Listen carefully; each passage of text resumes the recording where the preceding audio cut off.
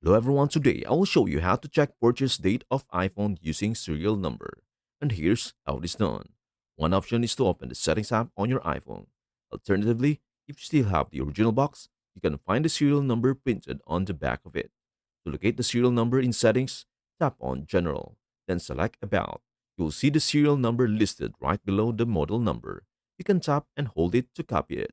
Next, open a web browser and navigate to the official Apple website at checkcoverage.apple.com. Once you are there, paste the serial number into the provided field and enter the verification code. After that, click on Submit.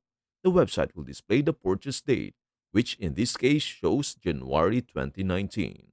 And that is everything you need to know about how to check purchase date of iPhone using serial number. Before we end, may I humbly ask you a favor? Please do like, share, and subscribe to our channel. This means the world to us. Thank you so much for watching. We hope to see you in our next video.